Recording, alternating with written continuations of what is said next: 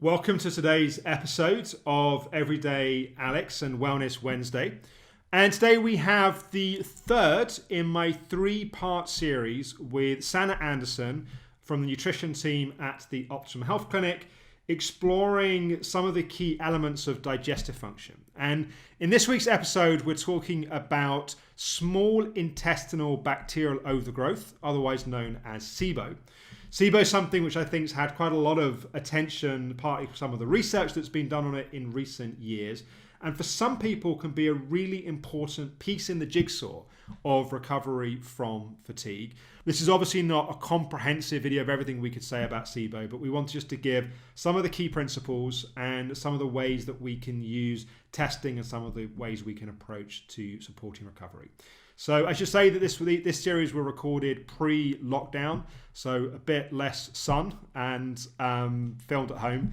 But yeah, I think there's some really good content in these videos. Do check out, if you haven't already, the first two. And here is Sanna.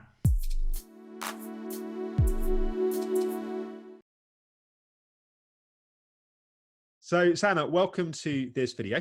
Hi. So in this video, we're talking about small intestinal bacterial overgrowth, or SIBO, and particularly its relevance to fatigue and chronic fatigue. So I think probably a good starting point is, what is SIBO? Okay, so yeah, let's try to keep this very simple. So stop me if I start rambling.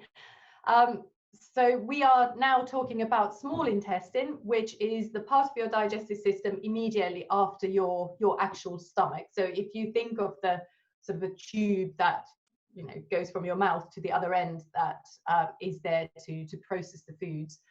We obviously first need to chew and break down the foods, and that mostly happens in our mouths and in our stomachs. After that comes the small intestine, which is a sort of long and windy tube where a lot of the sort of remaining digestion happens, and a large part of the absorption particularly. Small intestine, when it's healthy, should be fairly free of bacteria. So small intestinal bacterial overgrowth, or SIBO, is a situation where there's sort of bacterial accumulation in the small intestine, and that bacteria shouldn't be there.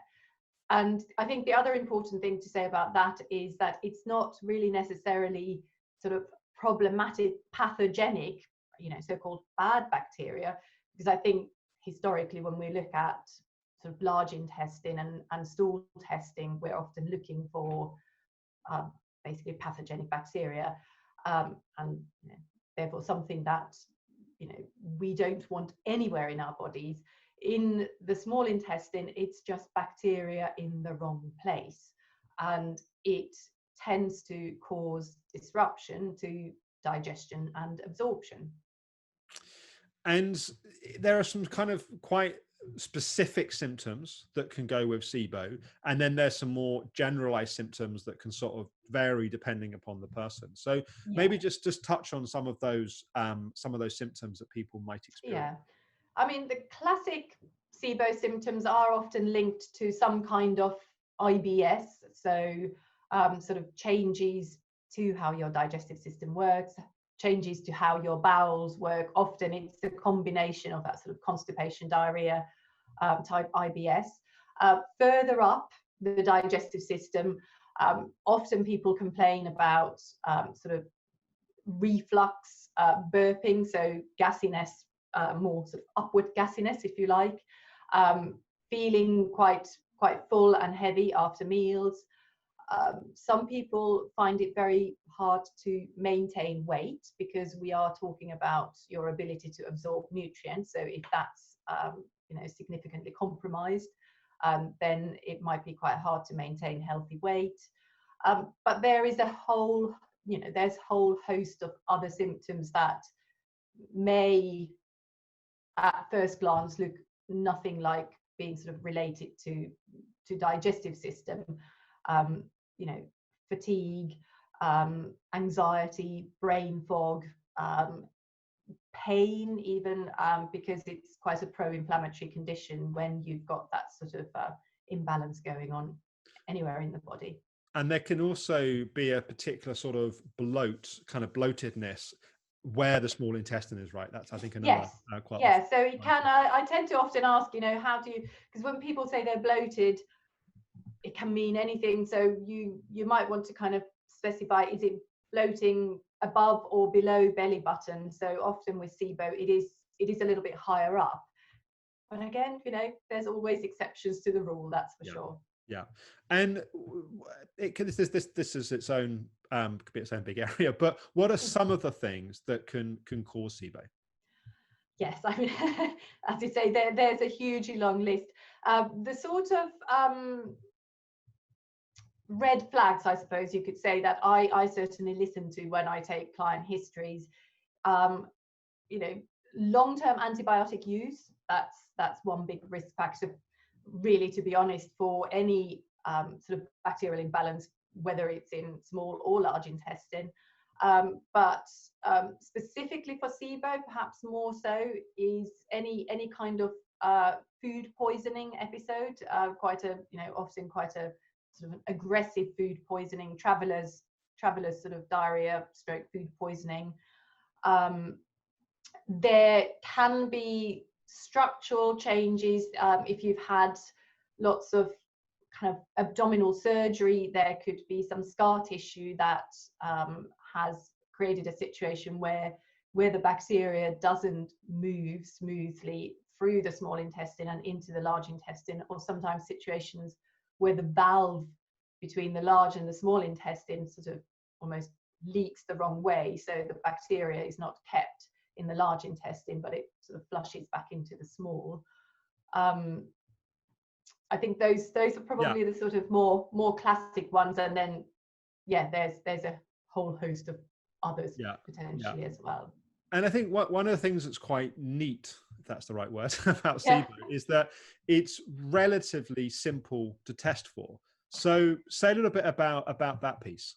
Yes, so SIBO testing is done via a breath test. So always good to remember, first of all, just to sort of differentiate. I know we're not talking about the large intestine, but I think that's the test that maybe people are more familiar with, stool testing. That is very much testing what's going on in the large intestine.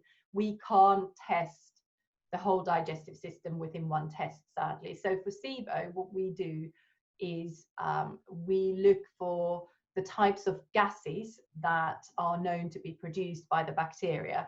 So if you have bacteria in your small intestine, when they sort of feed and metabolize the nutrients that they're fed with, they produce gases.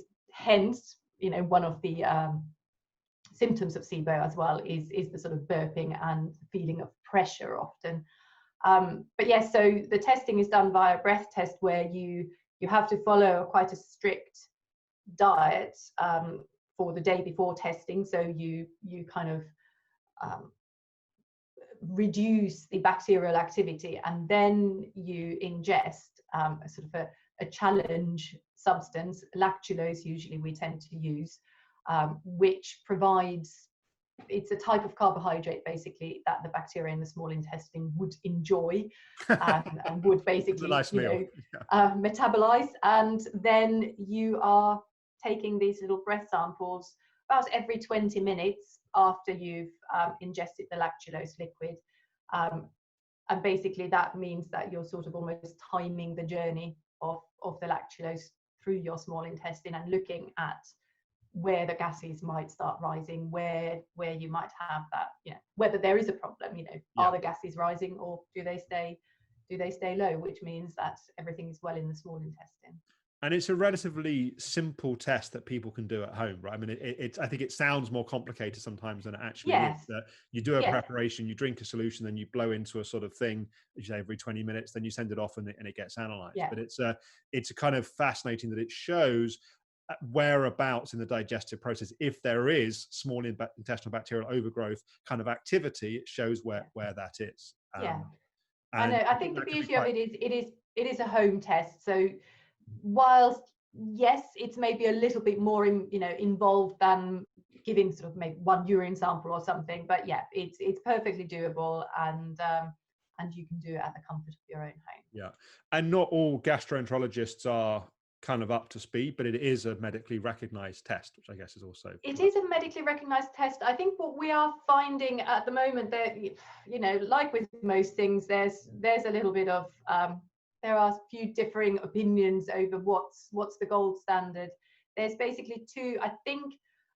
If you talk to a gastroenterologist about SIBO breath testing, what seems to be the norm at the moment within our sort of, you know, medical healthcare system is they use glucose as the challenge substrate, which is also something that the bacteria in the small intestine do enjoy. So, you know, you could use it as a challenge substrate, but it gets absorbed quite quickly. So, you know, small intestine is quite long.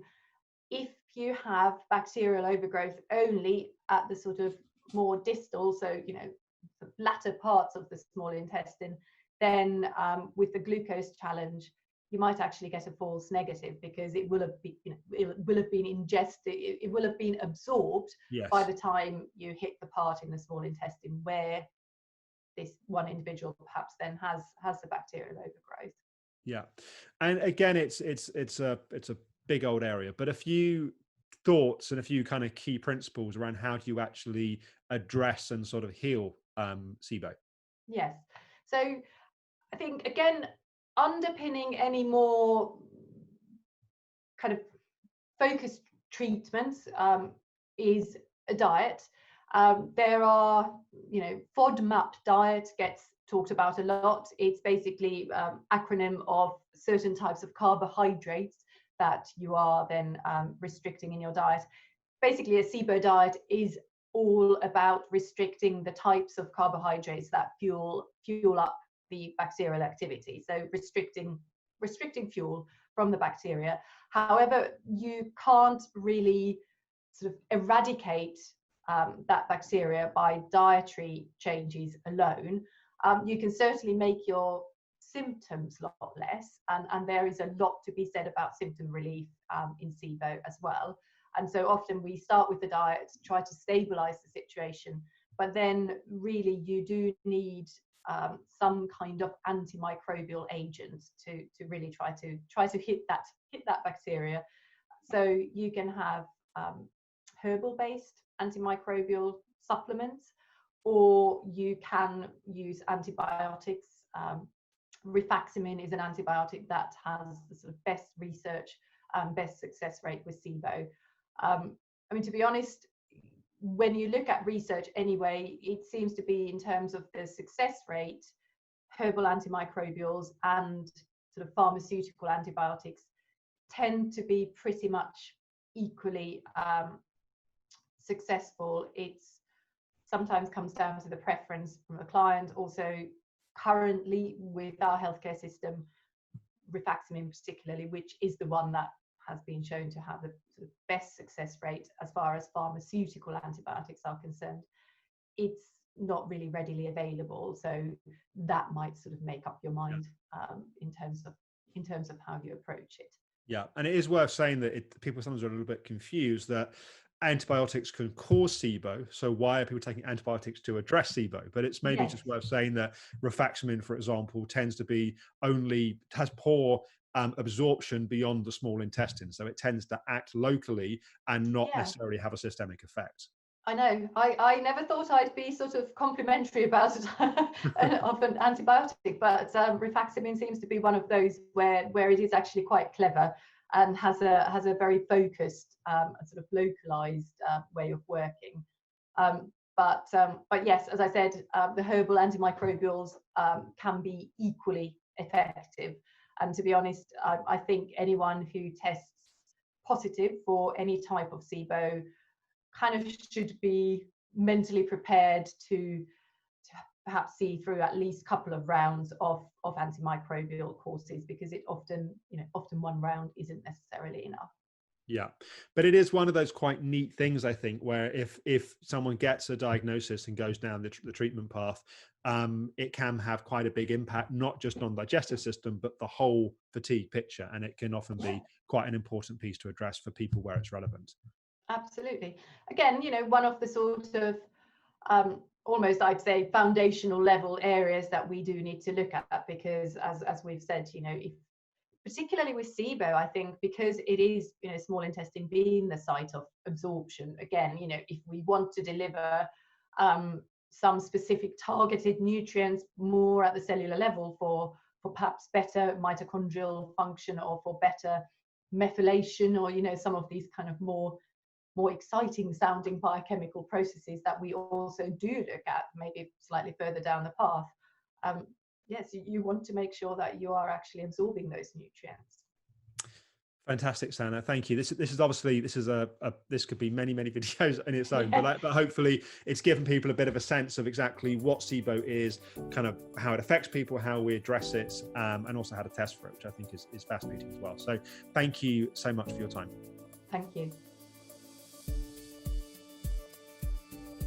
So I hope you enjoyed this week's episode of Wellness Wednesday. If you'd like to find out more about how to work with the Optimum Health Clinic, go to the optimumhealthclinic.com. You can request a free information pack. You can also have a free 15-minute chat with Sanna or one of the other practitioners in the team to find out more about how our approach could be helpful as part of your recovery journey. And tomorrow on the vlog, we have the latest episode of In Therapy. If you haven't already, check out yesterday's episode. We've got Hannah's second in-person session. And in tomorrow's episode, we have the second half of that session.